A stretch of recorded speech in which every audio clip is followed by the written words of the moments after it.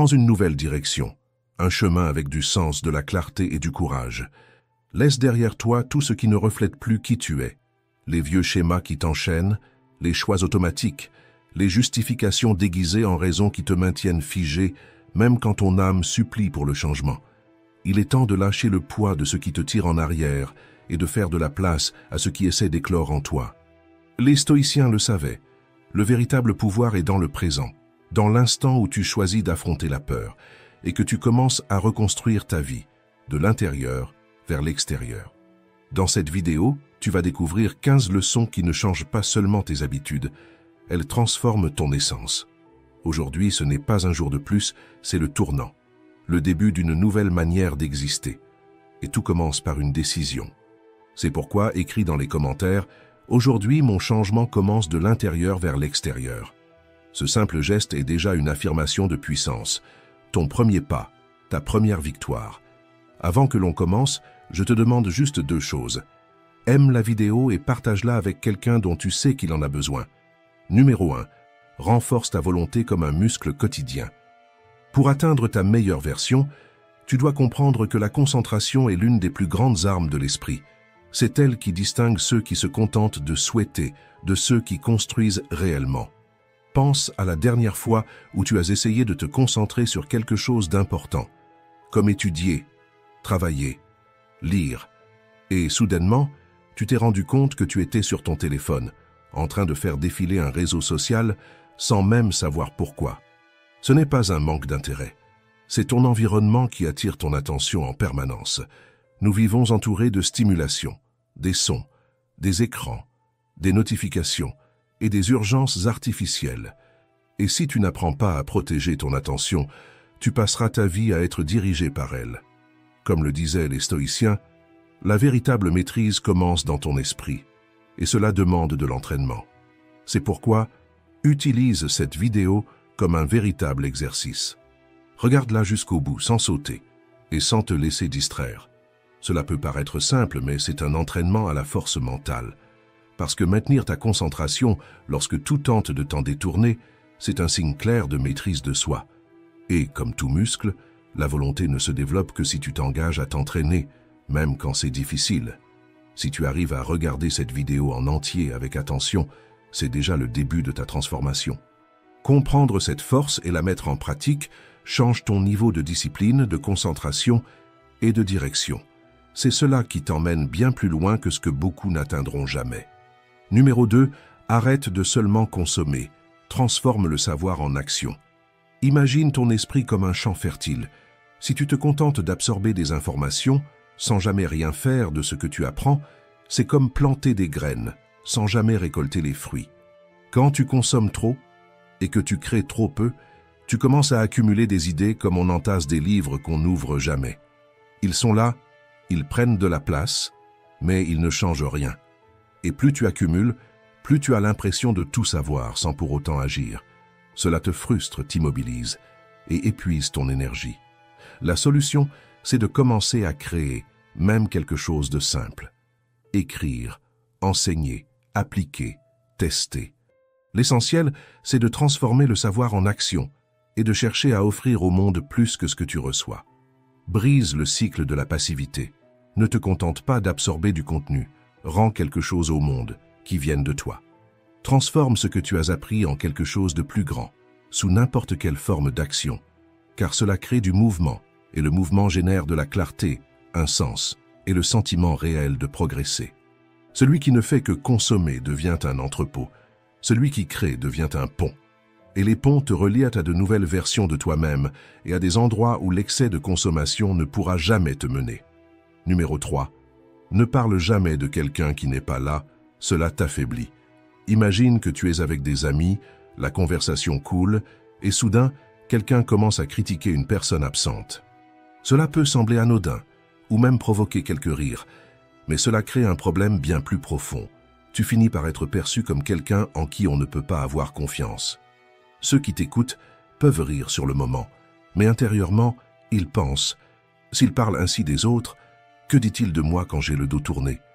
Les ragots paraissent légers, mais ont des conséquences lourdes. Si tu as un problème avec quelqu'un, le mieux est d'en parler directement face à face, comme dans un jeu honnête où chacun pose ses cartes sur la table.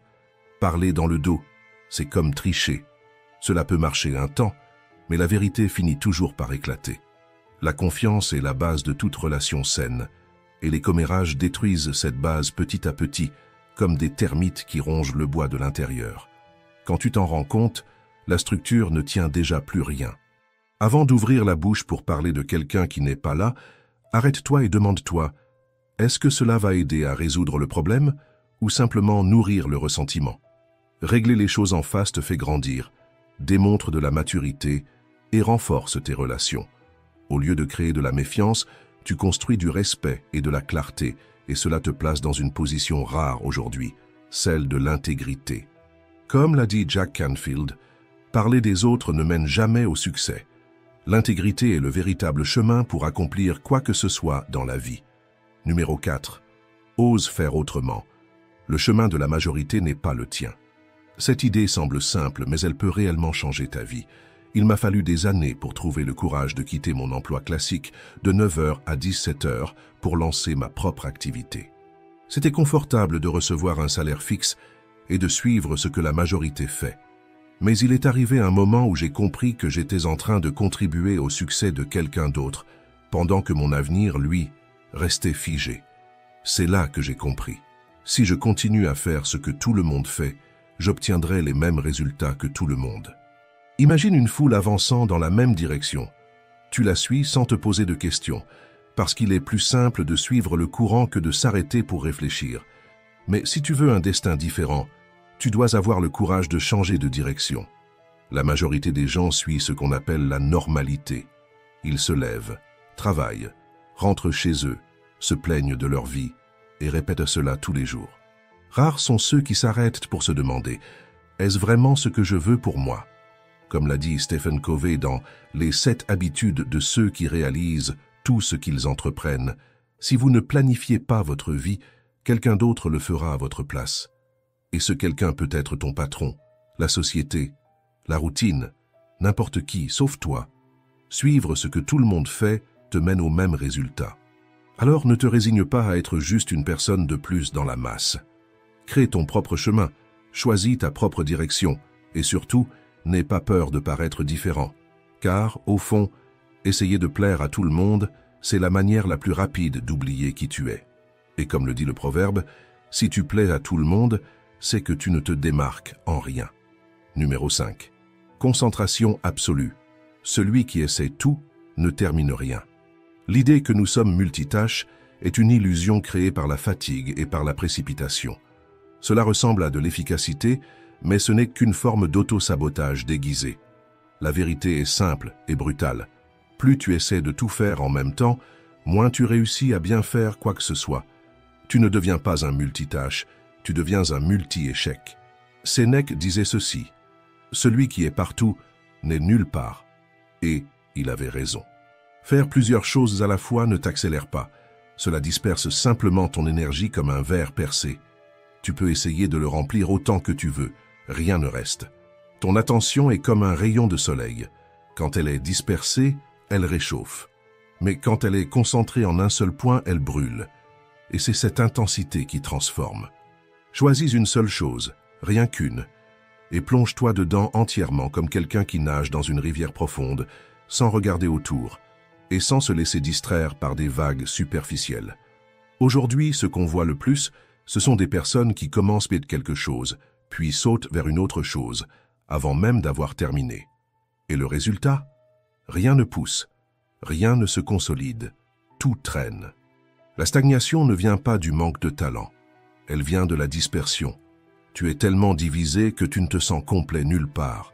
Si tu veux accomplir quelque chose de grand, n'essaie pas de tout embrasser. Construis une chose à la fois, et seulement après commence la suivante, avec le même engagement.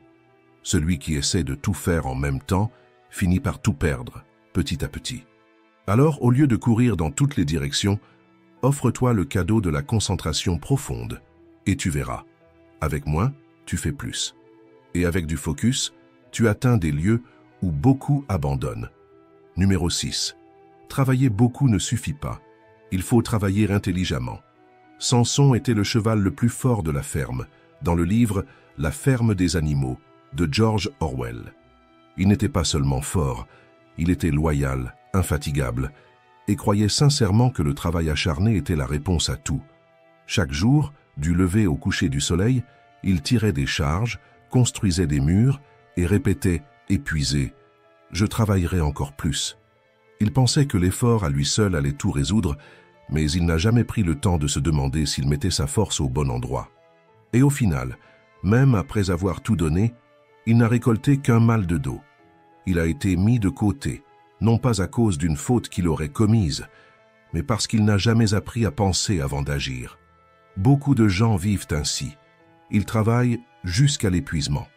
Ils se donnent, se dévouent et se consument, mais ne se demandent jamais « Est-ce que tous ces efforts me mènent là où je veux aller ?» Et cette croyance est difficile à briser. On a grandi avec l'idée que travailler, c'est transpirer, se fatiguer, s'épuiser. Mais c'est un mythe. L'effort aveugle ne construit pas l'avenir. C'est la stratégie qui le fait. Travailler intelligemment, ce n'est pas être paresseux, c'est être précis. Pense à quelqu'un qui essaie de couper un arbre avec un couteau de cuisine. Il pourrait y passer la journée entière, à s'épuiser. Mais il suffirait de s'arrêter 5 minutes, d'aller chercher le bon outil, une tronçonneuse, et le travail serait fait en quelques instants. Cette pause change tout. Elle sépare ceux qui s'obstinent de ceux qui progressent. Car travailler intelligemment, ce n'est pas travailler moins, c'est travailler mieux. C'est savoir où mettre son énergie.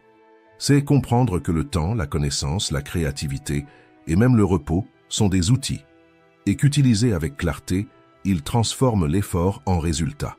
Ceux qui avancent ne sont pas ceux qui s'épuisent à la tâche, mais ceux qui apprennent à ajuster leur trajectoire avant de se briser de l'intérieur.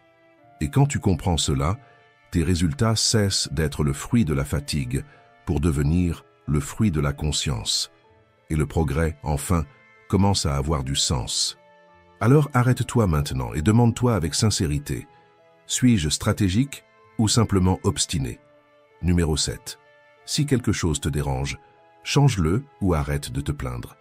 Se plaindre est devenu la langue officielle de ceux qui ont renoncé à agir. La plupart des gens ne veulent pas une solution, ils veulent un public. Ils veulent valider leur douleur en racontant et en racontant encore la même histoire, comme si répéter le problème allait en alléger le poids. Mais cela ne soulage rien, cela l'amplifie. Se plaindre, c'est comme s'asseoir dans un fauteuil à bascule. Cela t'occupe, mais ne te mène nulle part. Quand j'étais plus jeune, je croyais que se plaindre était juste une façon de se défouler. Mais avec le temps, j'ai compris que 80% des gens se moquent de tes problèmes, et que les 20% restants sont peut-être même soulagés de ne pas être à ta place. Si quelque chose ne va pas, tu as 2 choix, changer ou t'adapter. Continuer à te plaindre, c'est comme payer des intérêts pour quelque chose que tu n'essaies même pas de résoudre. Et souviens-toi, tout dans la vie a un coût. Si ce n'est pas de l'argent, c'est du temps. Je me souviens d'un débat avec un ami qui croyait aux choses gratuites, et je lui disais, rien n'est gratuit.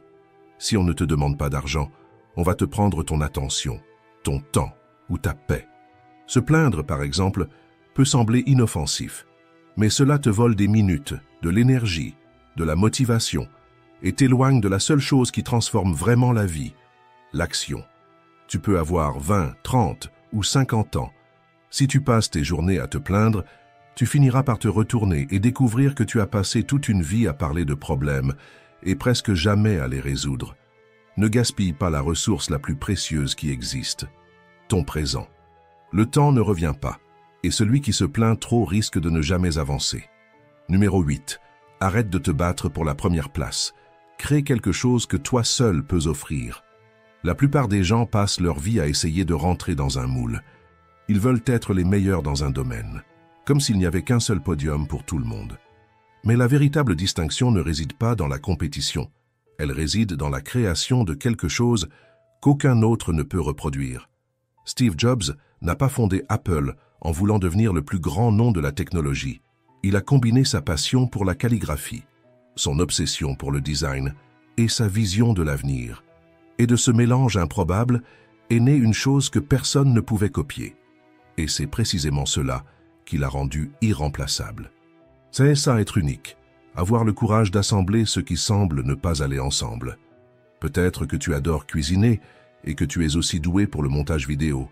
Peut-être que tu t'intéresses à la musique, mais que tu as également un œil aiguisé pour les affaires. Ne sous-estime pas ces croisements. Ce sont justement eux qui te sortent de la foule et te placent là où personne ne peut rivaliser. Arrête d'essayer de gagner la course des autres, trace ton propre chemin. Car être le meilleur t'enchaîne encore à la comparaison. Mais être le seul te donne la liberté. Être le meilleur peut t'emmener au sommet. Être le seul fait de toi quelqu'un qu'on ne peut pas remplacer. Numéro 9. Accepte le changement. Il n'est pas venu te punir mais te mettre en mouvement. La première impression que provoque le changement, c'est la menace. Il arrive sans prévenir, détruit tes certitudes, te retire le sol sous les pieds et rend tout instable. Mais dans la plupart des cas, ce n'est qu'une invitation déguisée, un appel silencieux à quitter l'endroit où tu as cessé de grandir. Le problème, c'est que beaucoup de gens réagissent en s'accrochant à l'ancien. Ils font semblant que rien n'a changé, repoussent les décisions et se cachent derrière des excuses ou pire, ils renoncent à avancer. Mais il existe une voie plus intelligente. L'adaptation, la transformation et le mouvement. Le changement peut ressembler à une fin, mais pour celui qui a le courage d'avancer, c'est le début de la phase la plus féconde de la vie. Il fonctionne comme une marée.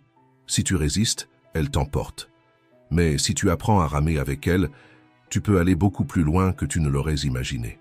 Il existe une phrase qui résume parfaitement cette logique. Quand une nouvelle technologie passe devant toi, soit tu fais partie du rouleau compresseur, soit tu fais partie de la route. Et cela vaut pour tout, les carrières, les relations, la santé et les rêves, où tu apprends à bouger avec le temps, où le temps passera sur toi. Quel que soit le changement que tu traverses en ce moment, ne lutte pas contre lui. Peut-être qu'il ne t'arrache pas à un endroit sûr, peut-être qu'il te pousse enfin vers là où tu devais être. Numéro 10. Sois vraiment présent. La vie ne prévient pas quand elle s'arrête. As-tu déjà remarqué comme certains moments passent et qu'on ne réalise même pas que c'était la dernière fois? Le dernier dîner en famille avant qu'un proche ne déménage. Le dernier match avec les amis avant que chacun ne prenne son propre chemin. La dernière conversation avec quelqu'un sans savoir que ce serait la dernière. La vérité, c'est que la vie ne t'avertit pas quand elle est en train de dire adieu. Elle continue simplement.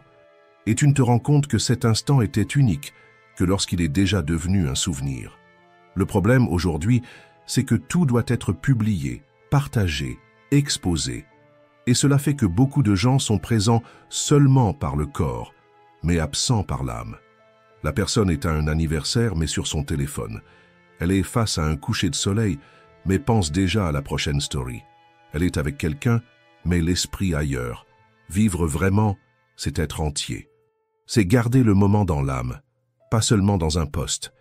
Les photos ont leur valeur, bien sûr, mais le souvenir le plus fort n'est pas celui que tu publies, c'est celui que tu ressens.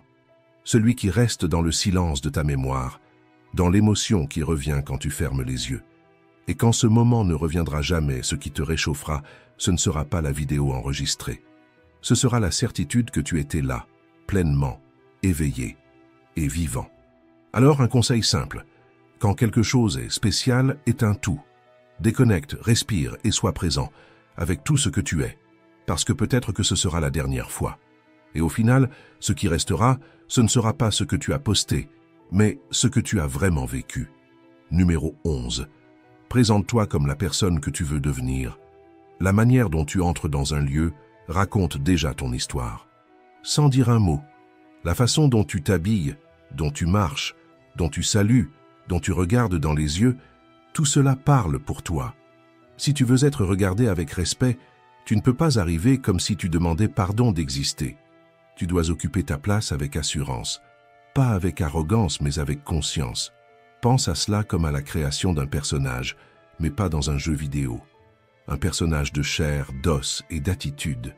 Pas pour faire semblant d'être quelqu'un d'autre, mais pour activer la version la plus forte, la plus lucide, la plus présente de celui que tu es déjà, à l'intérieur, mais qui dormait encore. De simples détails en disent long. Être ponctuel, par exemple, est déjà une déclaration silencieuse. Je suis fiable, je respecte le temps des autres, je prends ce que je fais au sérieux. Arriver en avance n'est pas juste une habitude, c'est une identité. Car celui qui est toujours en retard envoie un message dangereux. Celui que tout peut attendre, y compris sa propre évolution. La règle est simple et puissante. Celui qui veut être pris au sérieux n'arrive pas en retard.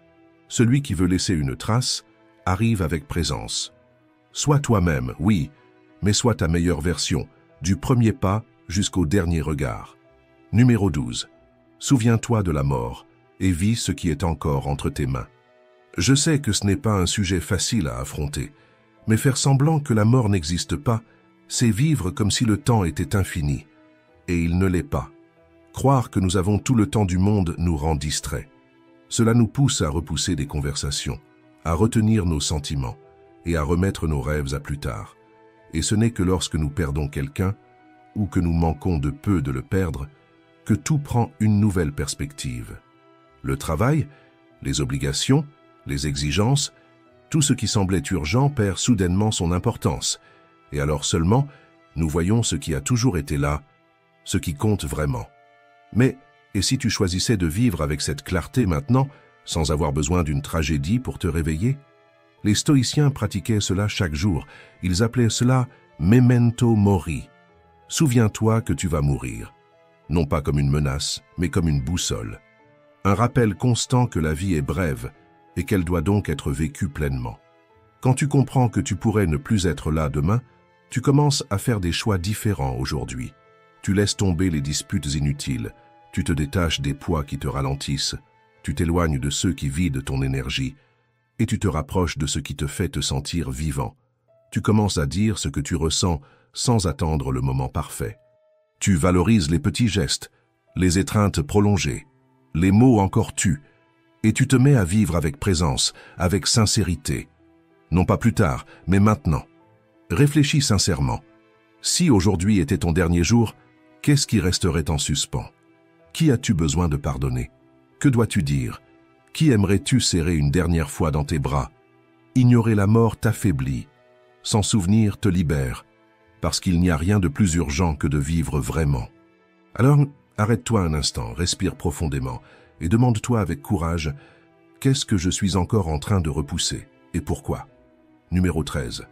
Le rejet ne définit pas ta valeur, il révèle ta direction. La plupart des gens voient le rejet comme une attaque directe contre leur identité, comme si un « non » signifiait « tu n'es pas assez bien ». Mais la vérité est souvent tout autre, ce n'est pas toujours à propos de toi. Parfois, c'est à propos de ce que l'autre recherche, croit ou est capable de voir à ce moment-là avec les outils limités qu'il possède. Tu peux être le soleil, et malgré tout, quelqu'un préférera l'ombre. Tu peux avoir du talent, de la préparation, de l'énergie, et entendre quand même un non. Et cela ne te diminue pas, cela te réoriente. Le problème commence lorsque tu intègres ce rejet comme un verdict sur ta valeur. Lorsque tu commences à croire que si tu as été refusé, c'est parce qu'il te manquait quelque chose. Cette pensée te paralyse, te ralentit et te fait douter.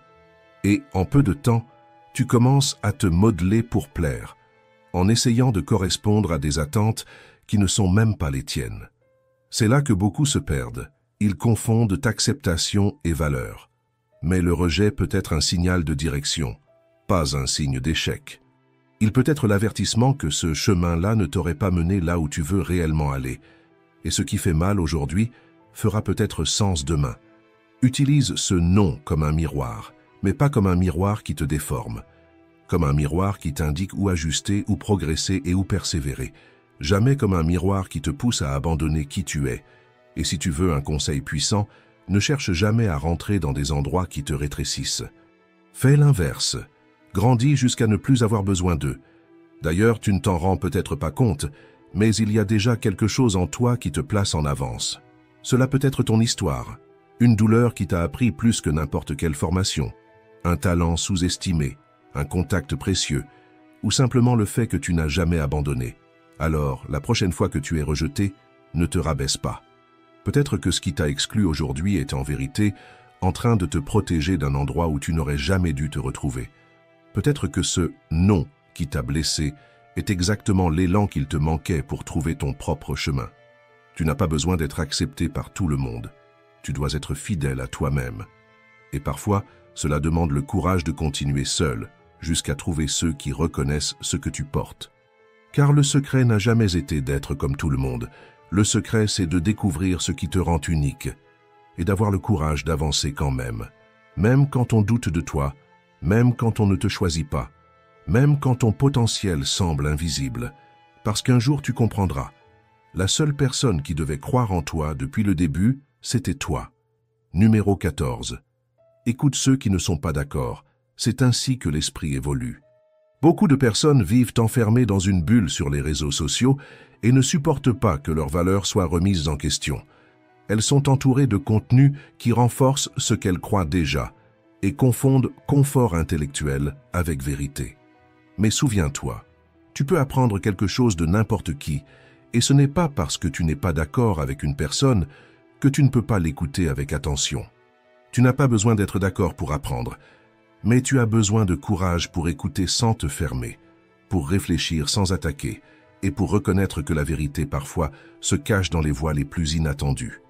Écouter des idées contraires n'est pas un signe de faiblesse, c'est de la maturité. C'est la preuve que tu es plus intéressé par la compréhension que par le fait de gagner un débat. Les stoïciens recherchèrent le choc des idées comme un outil de clarté. Et il n'y a pas de clarté sans écoute. Comme l'a dit Montaigne, la parole appartient pour moitié à celui qui parle et pour moitié à celui qui écoute. Alors, la prochaine fois que tu entends quelque chose qui remet en cause ta vision du monde, respire et écoute avec calme. Peut-être que cette idée ne te conviendra pas aujourd'hui, ou peut-être jamais. Mais peut-être aussi que c'est précisément cette idée qui t'aidera à voir ce que tu ne voyais pas encore. Car celui qui écoute le contradictoire avec humilité grandit, et celui qui le fuit répète les mêmes erreurs, simplement sous d'autres noms. Numéro 15. Laisse-toi guider par ta vision et non par tes peurs. Certaines personnes vivent comme si elles étaient toujours sur le point de tout perdre. Chaque décision devient une tentative de protection pour éviter une erreur, une critique, une perte. Mais celui qui vit en se concentrant sur ce qu'il craint ne voit plus ce qu'il pourrait construire, seulement ce qui pourrait s'effondrer. La peur est une excellente alarme, mais un très mauvais guide. Elle t'alerte quand quelque chose semble dangereux, mais ne te montre jamais la direction à suivre. Si tu suis les signaux de la peur comme une carte, tu tournes en rond. Tu auras l'impression d'être occupé, mais tu seras immobile, vivant, mais déconnecté, protégé, mais vide. Celui qui agit par peur vit en réaction. Il attend toujours le pire et reste prisonnier de scénarios qui n'existent même pas encore.